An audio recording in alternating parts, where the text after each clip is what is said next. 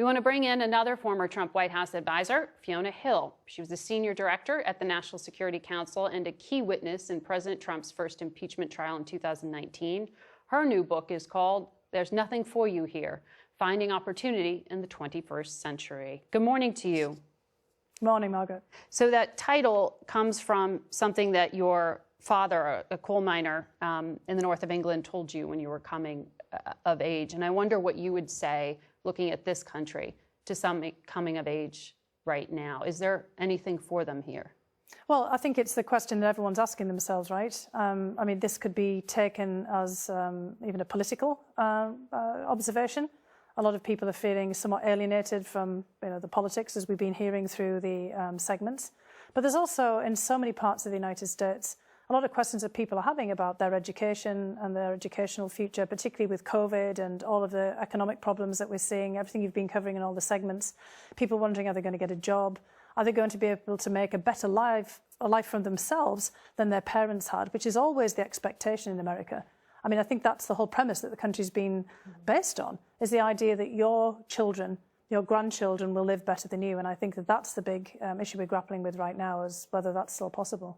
One of the things that I think is interesting is that you were an intelligence analyst. So you can apply that eye, that critical eye, to this country just like you would a foreign country. So when you apply it to the United States right now, you use terms like the politics of cultural despair, fertile ground for populist politics. How dangerous is this moment? I think the moment is incredibly dangerous. I mean, we are in a dangerous moment.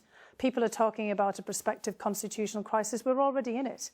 I mean, I was listening very attentively to what Chris Krebs is saying, somebody who I worked with extremely closely.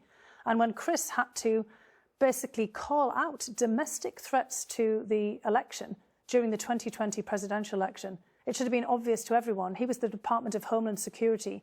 His whole job was to push back against external threats, not against domestic actors who were trying to undermine the integrity of the election or to cast doubt on it. When he had to speak out in public in the way that he did, it should have been an alarm bell to anyone watching.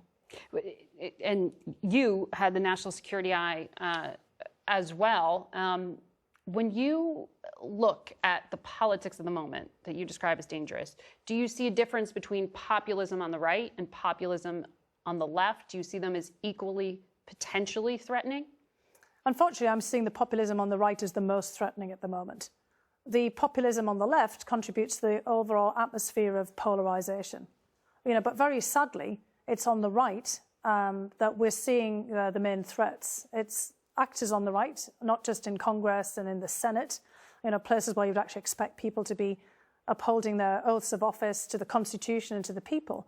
But it's actors on that right who are also basically calling for violence against fellow Americans, and at all times are talking down the integrity of the election system. And of course, we've just had the rally that President Trump conducted in Iowa, clearly prepping for his return to the presidency. The presidency says that he's never left because he's saying that the election was stolen away from him. And, the whole of the rally, about 85% of his speech at the rally was all about the stealing of the election. I mean, basically perpetrating a lie. Well, and that's exactly why I've been asking that, is the groundwork being laid question, because certainly that seemed to be the message here. In the book Peril, Robert Costa and Bob Woodward wrote, the chairman of the Joint Chiefs of Staff, Mark Milley, at the end of it, is quoted as comparing the January 6th siege of the Capitol to the Great Dress Rehearsal. You're a Russia analyst. You know Exactly. Immediately what that phrase is, which is what Lenin called an uprising that preceded the revolution. I read that and I said, dear God. Yeah. I mean, the general is saying that this is a precursor potentially to further violence. I mean, is this overstating things in a historical sense? He's not overstating it at all, because, I mean, we all saw in real time what happened on January 6th at the Capitol building. And General Milley was absolutely right. Any student of history, but any observer of even American politics over the last decade. I mean, when have we seen something like this before? We haven't. Not in our lifetimes. We've seen episodes, particularly during the Civil Rights Movement and, of course, during Vietnam, where there were protests, but storming the Capitol building of the United States. I mean, this is exactly the thing that you think of historically in revolutions, storming the Bastille and during the French Revolution. storming the Winter Palace during the Russian Revolution that General Milley was alluding to. And as he was saying, we've seen many historical episodes where there is violence, people discount it, they think that this is just a passing occurrence. Vice President Pence has been downplaying it. Even though he would have been targeted, he was targeted. They wanted to lynch him. And then, people sweeping this away, saying nothing happened here. And the next time around, you get the real thing where people actually do seize those major buildings. And I said that also in the book, that this was, in effect, a dress rehearsal for something that could be happening near term in 2022. 2024, we've got election cycles here that will heighten the tensions. And once people start talking about violence, once a threshold is crossed, we're in a danger zone. But there are so many people who will look at the investigation Chairman Schiff is working on and say, that's just politics, that's just political messaging. They'll look at the violence. I've heard people tell me this on Capitol Hill and just say, that's a riot, a few crazy people. Not the precursor or a dry run of a coup, as the general put it in the terms of that you are right now. I mean, how do you respond to people saying you're overreacting, essentially?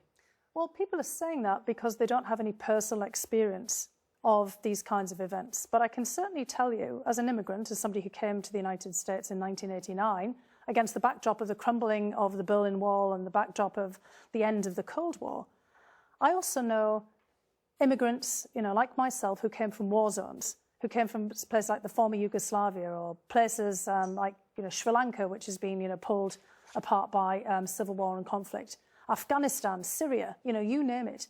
All of the people that I know who are immigrants are looking around and saying, can't people see this? We've come from war-torn societies. All of the hallmarks are here. So perhaps, Americans should talk to some of their neighbours who've come from somewhere else and who came to the United States to flee just this kind of occurrence and have them tell them what their personal experience was. All right, Fiona Hill, thank you for your analysis. We'll be back. Thank you, Mother.